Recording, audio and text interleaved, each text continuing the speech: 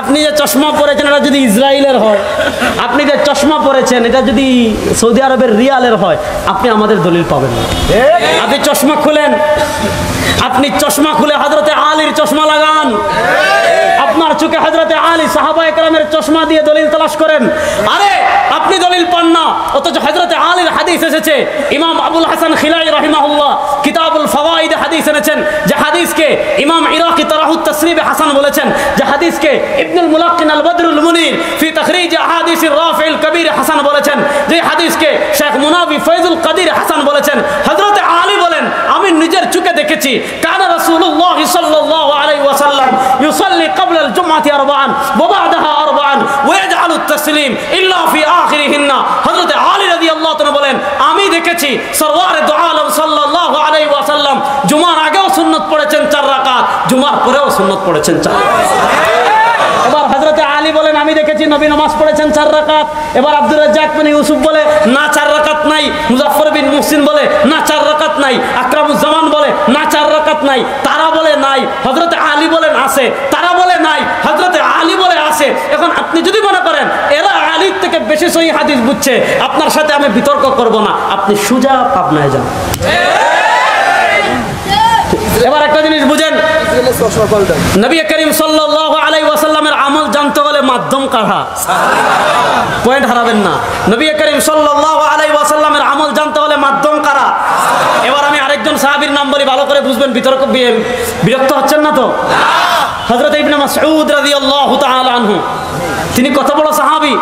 তিনি নবী করিম সাল্লাল্লাহু আলাইহি ওয়াসাল্লামের এতটা খাদিম ছিলেন যে তার উপাধি ছিল সাহিবুন নালাইন ওয়াল বিসাদা ওয়াল মিতহারা।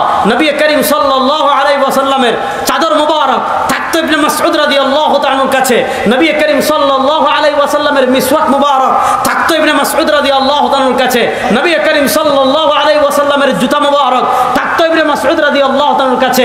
তিনি নবী করিম সাল্লাল্লাহু আলাইহি ওয়াসাল্লামের এতটা ঘনিষ্ঠ খাদেম যে নবী করিম সাল্লাল্লাহু আলাইহি ওয়াসাল্লামের চাদর মুবারক থাকতো তার কাছে। নবী করিম সাল্লাল্লাহু আলাইহি ওয়াসাল্লামের মিসওয়াক মুবারক থাকতো তার কাছে।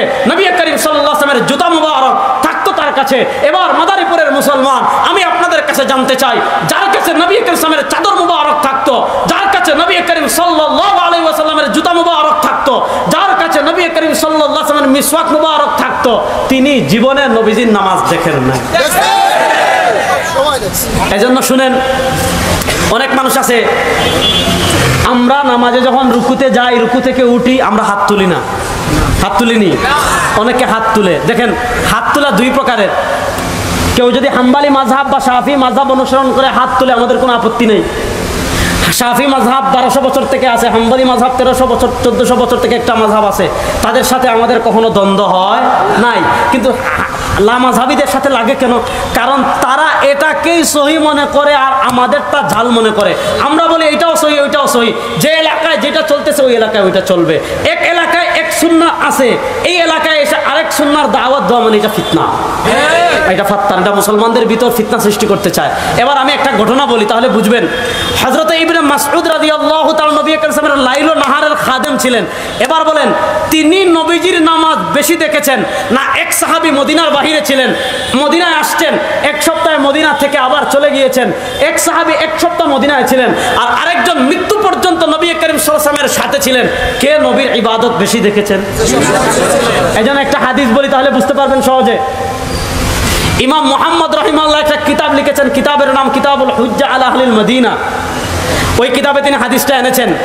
ইমাম তাহাবী রাহমাতুল্লাহ আলাইহি কিতাব লিখেছেন শরহ মাআনিল আসার, যেটাকে আমরা বলি তাহাবী শরীফ। ওই কিতাবে তিনি হাদিস এনেছেন। দেখেন, এক ব্যক্তি, ওই হাদিসের সনদে মুহাম্মদ ইবনে ইসমাঈল আছেন, তারপরেও হাদিসটা শোনাই, মনোযোগ দিয়ে বুঝেন। এক ব্যক্তি ইব্রাহিম নাখাই রাহিমাহুল্লাহ তাবিঈ ছিলেন। ইব্রাহিম নাখাই রাহিমাহুল্লাহর কাছে গিয়ে জিজ্ঞেস করেছে, ও ইব্রাহিম, আপনি যখন নামাজ পড়েন, রুকুতে যাওয়ার সময় রফঈ আদান করেন না কেন? সিজদা থেকে ওঠার সময় রফঈ আদান করেন না কেন? ওয়াকাদ রাওয়া ওয়াইল ইবনে হুজরিন আন্না নবী সাল্লাল্লাহু আলাইহি ওয়াসাল্লাম রাফা ইয়াদাইহি হিনা রাকাআ ওয়া হিনা রাফা রাসাহু মিনার রুকুই। ও আব্দুল্লাহ ইবনে ও ইব্রাহিম নাখাই, ইনি তাবিঈ ছিলেন। ওয়াইল ইবনে হুজুর নবী করিম সাল্লাল্লাহু আলাইহি ওয়াসাল্লাম থেকে রাফা ইয়াদাইনের হাদিস বর্ণনা করেছেন। আপনি কেন রুকুতে যাওয়ার সময় রাফা ইয়াদাইন করেন না? আপনি কেন সিজদায় যাওয়ার সময় রাফা ইয়াদাইন করেন না? হযরতে ইব্রাহিম নাখাই রাহিমাহুল্লাহ তখন জবাব দিচ্ছেন, শুনো, হযরতে ওয়াইল ইবনে হুজুর ইয়ামানের শাহজাদা ছিলেন, ইয়ামান থেকে এসেছেন, ইসলাম কবুল করে কিছুদিন থেকে চলে গিয়েছেন। এজন্য তিনি বলছেন, শুনো, ইন রাআ ওয়াইলুন মাররা, ওয়াইল ইবনে হুজুর যদি নবী করিম সাল্লাল্লাহু আলাইহি ওয়াসাল্লামকে একবার হাত তুলতে দেখেন, ইন রাআ ওয়াইলুন মাররা, ওয়াইল ইবনে হুজুর যদি নবী করিম সাল্লাল্লাহু আলাইহি ওয়াসাল্লামকে একবার হাত তুলতে দেখেন, ফাকাদ রাআ আব্দুল্লাহ 50 মাররা আন্নাহু লাম ইয়ারফা ইয়াদাইহি ইল্লা ফি আউয়ালি মাররা। ওয়াইল ইবনে হুজুর যদি একবার করতে দেখেন, আব্দুল্লাহ ইবনে মাসউদ রাদিয়াল্লাহু তাআলা আনহু নবী করিম সাল্লাল্লাহু আলাইহি ওয়াসাল্লামকে 50 বার না করতে দেখেছেন।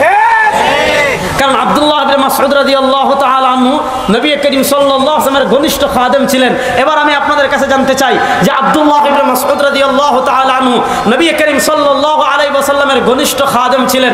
তিনি জীবনে নবীজি জুমার আগে সুন্নত পড়েছেন কি পড়েন নাই? পড়লে কত রাকাত পড়েছেন? হযরত ইবনে মাসউদ জীবনে দেখেন নাই। কথা বলেন, ইবনে মাসউদ রাদিয়াল্লাহু তাআলা দেখেছেন কি দেখেন নাই? এবার আপনি দলিল পান না, কারণ আপনার চোখে সাহাবার চশমা নাই।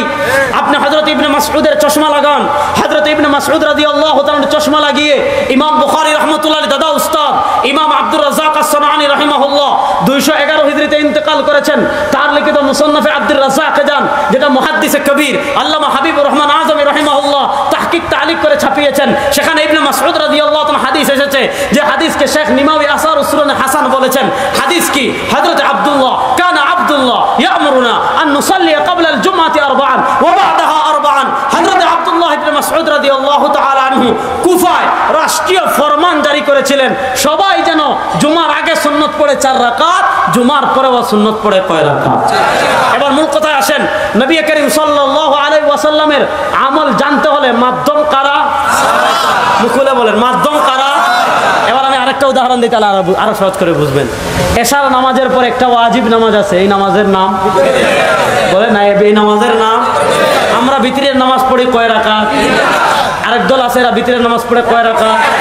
আচ্ছা বাদ, এই আলোচনা বাদ। এখন বুঝেন, ভিতরের নামাজ 1 রাকাত পড়বেন নাকি 3 রাকাত পড়বেন, এই আলোচনা আমি পড়ে যাচ্ছি। আগে আমি মাথায় একটা জিনিস বসে, এটা বুঝেন, মনোযোগ দিয়ে বুঝেন।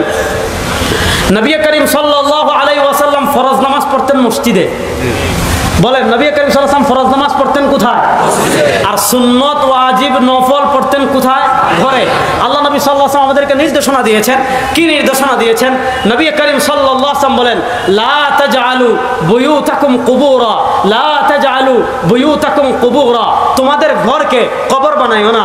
সুন্নত নামাজ ঘরে পড়ো, ওয়াজিব নামাজ ঘরে পড়ো, তাহাজ্জুদ নামাজ ঘরে পড়ো, নফল নামাজ ঘরে পড়ো। এজন্য আমাদের মাযহাব হলো, যদি সুন্নত নামাজ পড়ার অবকাশ সুযোগ ঘরে থাকে, ঘরে পড়া উত্তম, আর ঘরে পড়ার সুযোগ না থাকলে মসজিদে পড়বেন। এবার আমি আপনাদের কাছে জানতে চাই, নবী করিম সাল্লাল্লাহু আলাইহি ওয়াসাল্লাম বিতরের নামাজ পড়েছেন ঘরে। নবী করিম সাল্লাল্লাহু আলাইহি ওয়াসাল্লাম বিতরের নামাজ পড়েছেন ঘরে।